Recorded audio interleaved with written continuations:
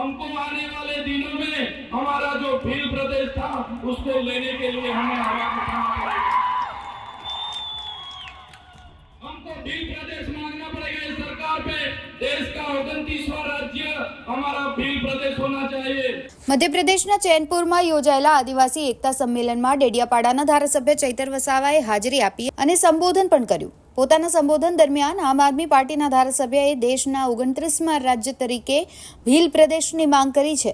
મધ્યપ્રદેશ, રાજસ્થાન અને ગુજરાતના હજારો આદિવાસીઓની વિશાળ મેદનીને સંબોધતા વસાવાએ સ્પષ્ટપણે જણાવી દીધું છે કે આદિવાસી સમુદાયના વિકાસ માટે, કલ્યાણ માટે એક અલગ स्वायत्त राज्य अनिवार्य है।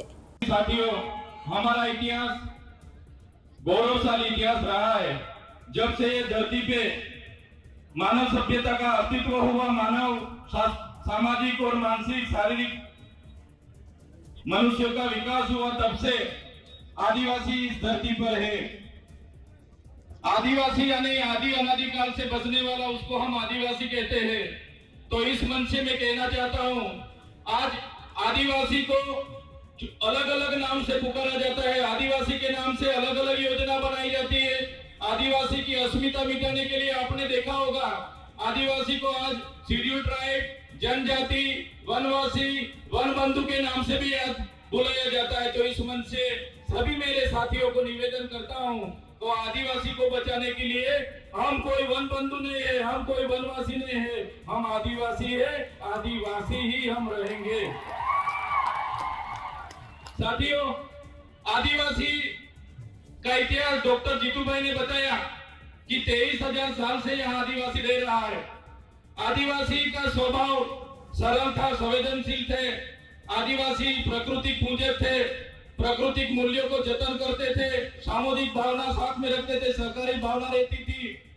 और हमारी संस्कृति, हमारी परंपरा, हमारी विधि, जो भी हमारी मरण विधि है, लग्न विधि है, हमारी जन्म की विधि है, सभी हमारे आदिवासी की अलग है। हम प्रकृति के साथ में रहने वाले लोग हैं, हम धर्मपूर्वी हमारी संस्कृति में मानने वाले लोग हैं।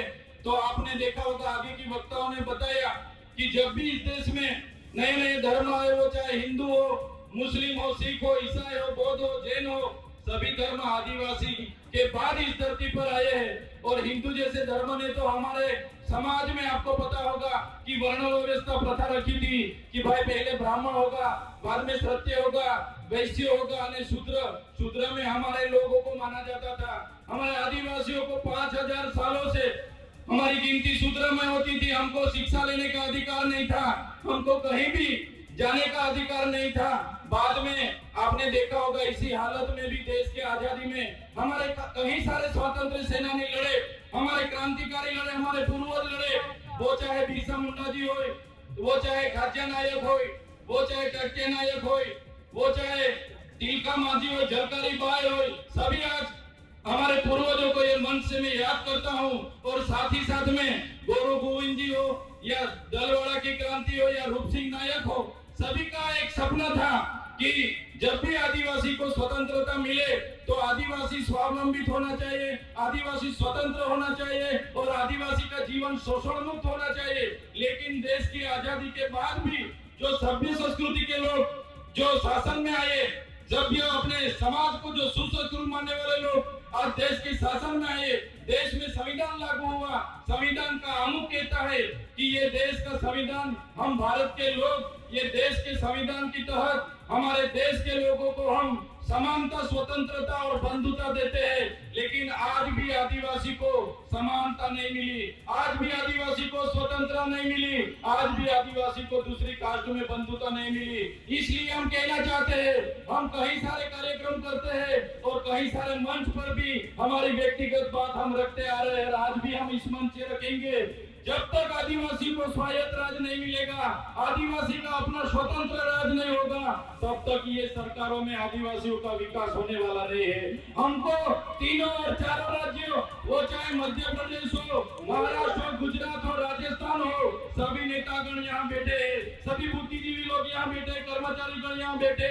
मैं मेरी व्यक्तिगत तौर पे से एक बात रखना चाहता हूँ, हमको आने वाले दिनों में हमारा जो भील प्रदेश था उसको लेने के लिए हमें आवाज उठाना पड़ेगा।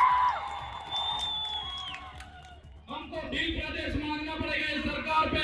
देश का 29वां राज्य हमारा भील प्रदेश होना चाहिए और हमारा भील प्रदेश जब बनेगा तभी हमारा आदिवासी स्वायत्त राज्य में अपना विकास कर पाएगा। ये हम व्यक्तिगत सोच रहे हैं साथियों। आपने देखा होगा देश के आजादी के बाद हमारे पूरे देश में 8% आदिवासी है।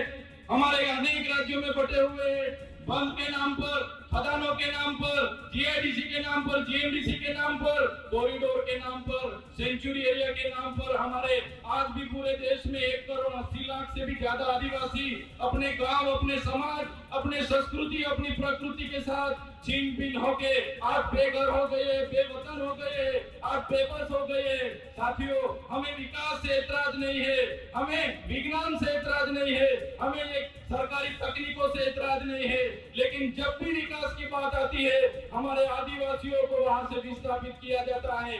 वो चाहे बांध हो, खनिज हो, जीएमडीसी हो, जीआईडीसी हो, कुछ भी प्रोजेक्ट नहीं आते हमारे आदिवासी को टारगेट किया जाता है। और हम जब भी सरकार के खिलाफ आदिवासियों के लिए आवाज उठाते हैं तो ये सत्ता में बैठे हुए लोग पुलिस का दुरुपयोग करके, उनके सत्ता का दुरुपयोग करके हमारे जैसे युवाओं को दबाने के लिए जेलों में डालते हैं।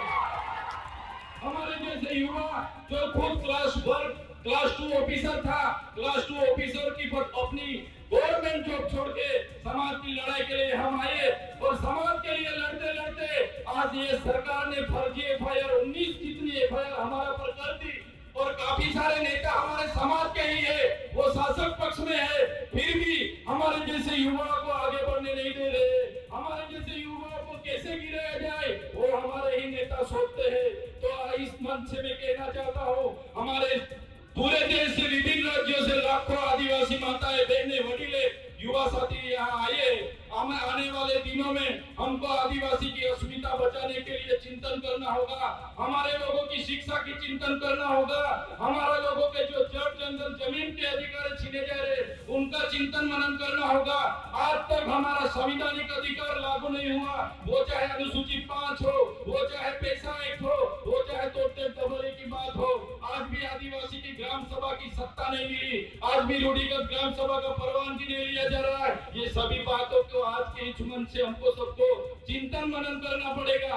और सभी साथी यहाँ पे आए तो ये आदरणीय मंच से जो भी बात रखते हैं उसको लेके हमारा हर संदेशा, हर उपदेश हर एक गांव में पहुंचना चाहिए।